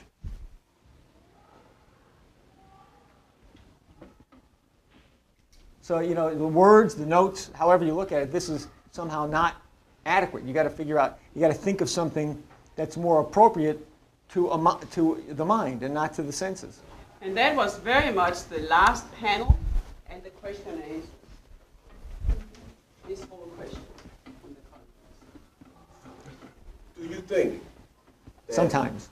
Everybody should think about that. Do you think that in the future we'll rise above the five senses to be where, on that plane or that level where we can start understanding different principles of the universe and how they work? I think we have that capability now. It's a question of exercising it as opposed to allowing ourselves to be dragged down. One way to look at it is the point I was making earlier.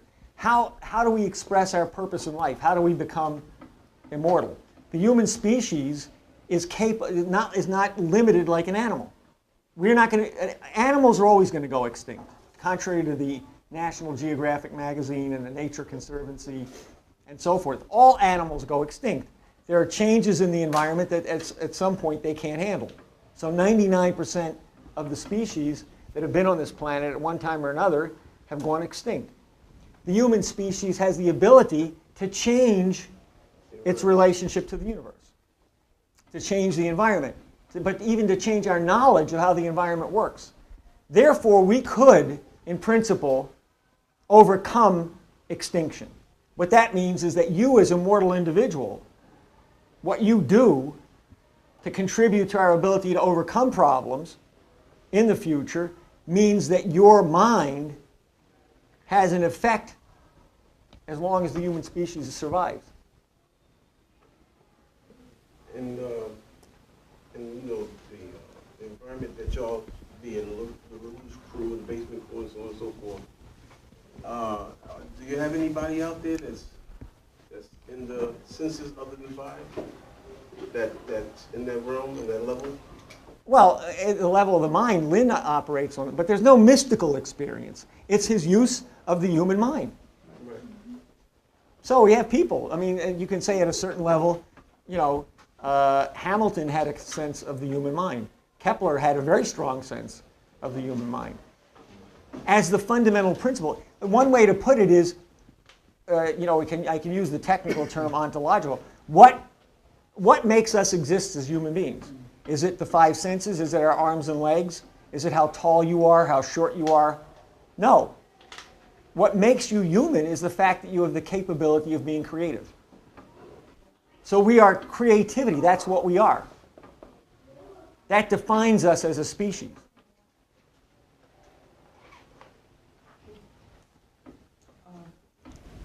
Well, it's true that our senses are not all of reality. Man has to be creative.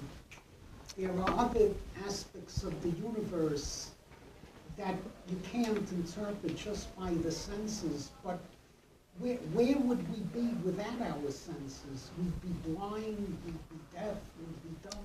Well, you've got to have your senses. I'm not saying we don't have to have senses, but that doesn't make us human.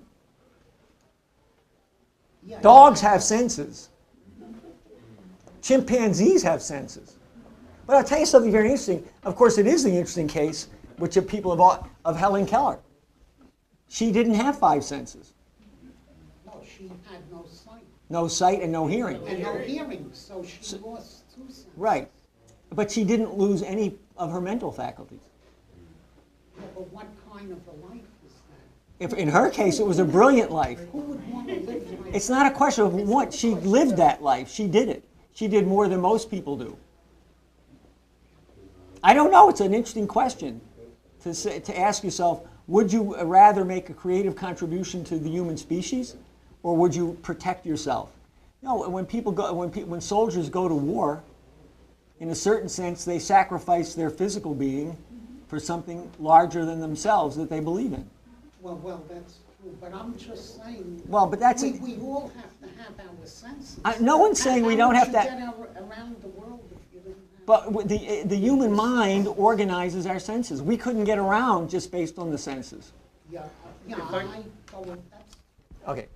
Can we bring it to a close? Yeah. All right, thank you. Thank you.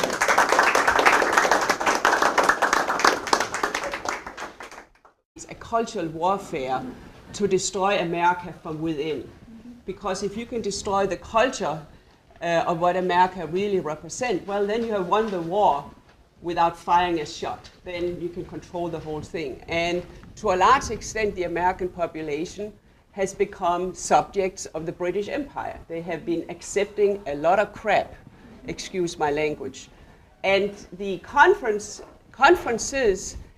is aimed in a process of making a complete paradigm shift, an in-depth shift.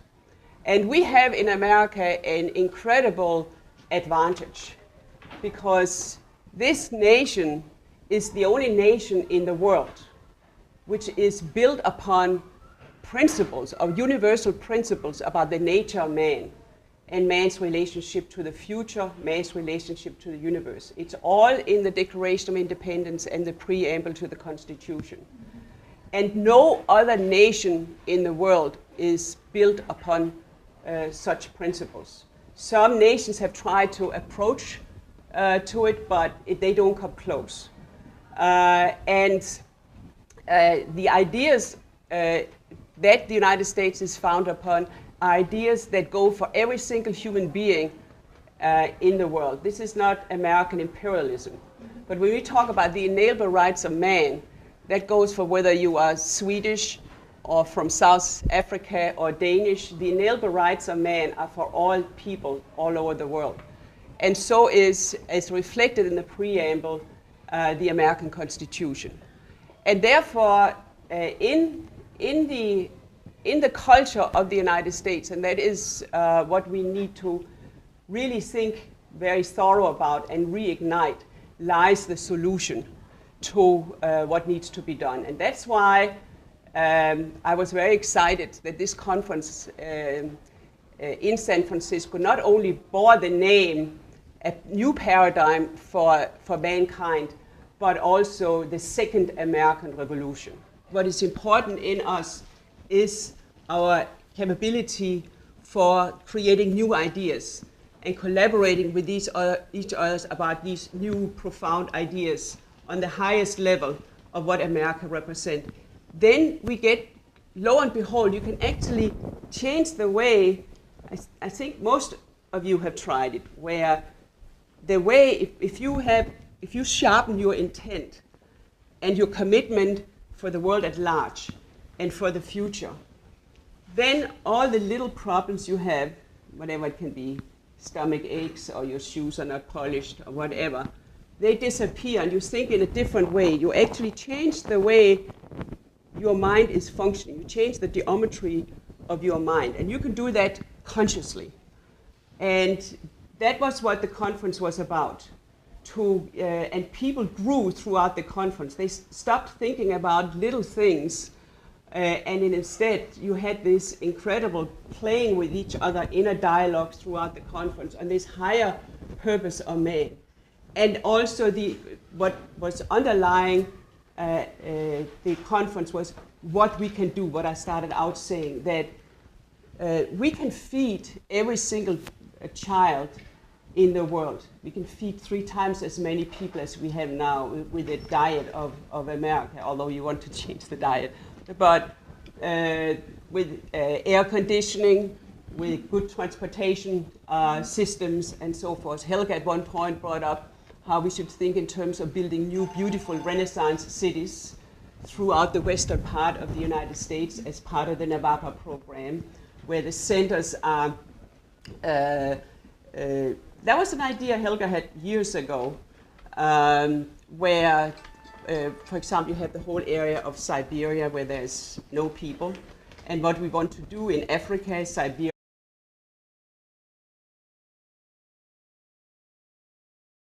so at least and I don't think Phil, not really going to give a report on the conference because that'll be very boring and it will not pay respect to what happened. Actually, I will say that the entire conference was on the highest level about what is the essence of a credit system, namely thinking about, on the highest level, the future. Helga LaRouche had said when we were preparing for the conference that we have a lot of awful things going on, a lot of garbage, with the drone policy, with fascism spreading, chaos and wars trying to be created, on the brink of a total financial blowout and a cultural destruction that is unbelievable. And she said, she said about the speakers, I mean, people were preparing to give the speeches. She said, I only want 25% about the bad stuff, about the garbage, and 75% of what we need to do. And I was thinking about that. Okay, I like that. But it first really dawned on me when the process started why this was so important. Because, I mean, this was the fifth of a series of international conferences. And who here were not in New York at the conference in New York? I believe that was the second we had. Everybody was in New York. Okay, so this conference in San Francisco was the fifth of such international conferences. And as Helga said, this was the best of the three ones in the United States. It was completely different than the ones that you participated at here in New York. And that's not because the people there were better or something like that. No, it was the process of what has been happening in the world, the process of very extraordinary articles that LaRouche has issued one after the other in the recent weeks on the highest level regarding human creativity. And it built upon also the conferences that had been taking place before. So now there's a great challenge for the next conference because that has to be the best. It has to be even better than the one in San Francisco. But I want to go back to this that Helga said about 75% had to be good. Because one of the problems that all of us face, and I think that's the crucial thing regarding the work that we need to do in the period ahead, is that we tend to accommodate to the destruction around us. The cultural destruction, economic destruction, and somehow just get by. And are not really looking in the way that I kind of learned when I came to the United States to think big. To think that there's nothing that you cannot do. There's nothing that mankind cannot do if we put our mind to doing it. The only problem is this disease of oligarchism, but otherwise we can do anything. And people have got to think very small. And when Helga made the idea about we need a paradigm shift for mankind, she meant, and she means, a complete shift in the way that we think. Not doing things in a balanced way, just improving, building a dam here, building a new school there, making a curriculum, and things like that. No, she means a complete shift in the way in which we think about man's relationship to the universe, and also what we can do on this globe. And that is, in my view, really the real way of thinking as an American.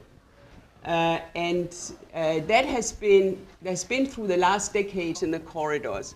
It was all, people were more and more uplifted. And then my husband, Phil, he stopped talking about 10 o'clock. And then we had a performance, an incredible performance of Beethoven 69s, Opus 69s. And after that, Michael Steger, who kind of held the whole conference together, he went up and he put his head on the side. We are all exhausted, but we cannot replicate tomorrow what we did here today, so let's continue. And Helga came up, and so there's a whole hour discussion after the music, of 50 minutes discussion. Phil ended at 10, then there was Opus 69, and then there was another 50 minutes discussion. So we left like 11:15, we left. And people could have continued. So what I wanted to do, I want to ask people, Phil will fill in after all the things that I didn't bring up, but I thought it doesn't function to just talk about what every single speaker did, and he said this and she said that. I really recommend for people, okay, it's 13 hours, but I will recommend that as soon as it's up, and it'll come up in the next few days on the Schiller Institute website, and if you cannot figure it out, you just ask Daniel or whoever you talk with over the phone how exactly to find it. And then I'll just say, just over the next a couple of weeks, listen to the whole conference in the way in which it was done, and do it as big chunk as possible. Like take the morning chunk, the afternoon chunk, and the evening chunk, so you can kind of get an idea of the process. Because one thing too that I cannot replicate is the music. So it started out with Helga LaRouche, Walter Jones, and Lyndon LaRouche. That was like the music starting out the morning panel. And then the second afternoon panel started out with a really great performance of Bach. And from that on, it just took off. So listen to it yourself. What I'm going to do is to play the last 15 minutes of the 13 hours. So if you kind of get an idea of a little bit what I have talked about, what happened there, think about people have been sitting there for 13 hours. And look, this is the last 15 minutes they are hearing, okay? Yes. Okay. Just the audio, yeah. Oh, okay.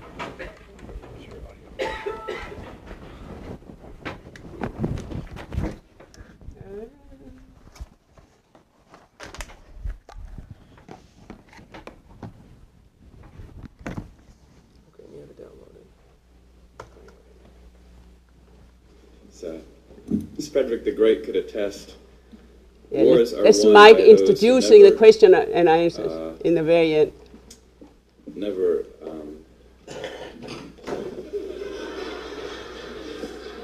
never submit to exhaustion. Okay. So we prepare continue. for the double flanking maneuver. I know people are exhausted, but the days like this are rare. You're not going to be able to recreate it tomorrow. So Helga is coming up now.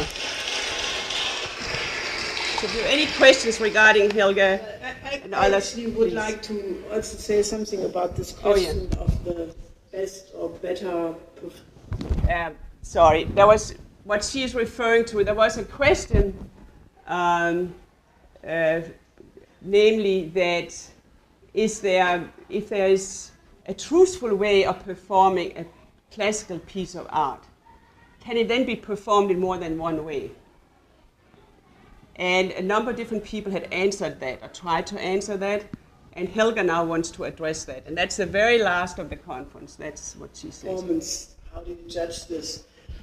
I think there are possible many interpretations for the very reason that I personally go always with the judgment of these things by the standard of Friedrich Schiller, who from all the people I have ever read or looked at has really the highest standard. I mean, I'm not saying that Beethoven doesn't have an equally high standard like Schiller, but Schiller has articulated it in writing or in words, insofar that he says that the artist is so important for the effect he has on the people that he should not dare to move his audience if he has not ennobled himself to be, at least for the moment of the performance, an ideal human being. And that the only way how an artist can be sure of what is the effect of his performing is that he has to be a universal being, idealizing himself. And idealizing with Schiller does not mean to have some idealistic idea, but to bring out the real inner self. That he means by an ideal human being. And at the same time addressing what is universal in the audience. And only this way you can be sure of the effect. Now, he also said that the only thing an artist can give to the public, to the audience, is his individuality. And that individuality should be worth to be presented. Now, I find this a very high standard, and everybody who has ever tried to even recite a poem or perform some music knows that when you do this, even if you are a top professional, you still give your soul. I mean, when you get this idea between the notes, or to really get into the beautiful soul of the composer and recreate it in a spontaneous way, you give something from your most inner thoughts. And that is not easy. I mean, that's not something, it's not like, reading an accounting book or, doing some other statistic formulations. But you open your soul. And I think I would like to just say, it's no question that we are going into extremely tumultuous times. I mean, I cannot tell you exactly what all will happen because, we don't have crystal balls, but I can promise you it will be tumultuous. And I think the only way how we are going to do the mission which we have agreed to adopt is we have to become beautiful souls, all of us. And, I think people don't pay enough attention to their souls. They polish their shoes, they go into the fitness room and they get big biceps, and, you can see people do all kinds of crazy things, like some men say, you have to move your arm, that it comes out here and not here. And they do this one machine for, so they pay enormous attention on all kinds of things, but they neglect the beauty of their souls. And I would like to really say, I mean, I'm so convinced that the aesthetical education of Schiller is absolutely crucial, and because if you don't make people more human, if we don't make people more aesthetically educated. The whole 2/3 of America is you want to build new cities, the size of 250,000 to 1 million, and you want to plan them from scratch. You want to take some of the most beautiful architecture from the past that you now can build much easier, which it's very harmonious, where you don't have skyscraper skylines going like that, but you build it so it's very harmonious and beautiful. And in the center of the cities, you can have great parks, libraries, science institutions, and so forth. And then you build the transportation system so you can get anywhere in the city in a matter of 20 minutes. You do it for free, of course, because that's much better for the economy. And then you have that total integrated with the farming and industry outside the cities. But beautiful cities, because that's also something that shaped the culture of people. So we can make the entire globe of ours into a beautiful garden. We can ensure that every single child gets the possibility for using his or her mind, getting the most beautiful ideas that mankind has produced so far. One thing that Helga pointed out is, look, we only have mankind in it, where after he had begun to write down his history, has only been doing that for 200 generations. This is nothing. We just have this little disease, which is like a really ugly pimple, which kills people, and that is oligarchism, which has nothing to do with humanity. So if you think in terms of, if you kind of part of shaping your mind, think about what we could be doing. Just think very small. Just think about America, what we could do from Mississippi and out to the West Coast. Of course, that was a lot concentration because it took place in San Francisco. If you have ever flown over America, you see there is nothing. And at a certain point, it's just gray. There's no houses. You can see how the country has been divided up, but there's no people, there's no irrigation, there's nothing.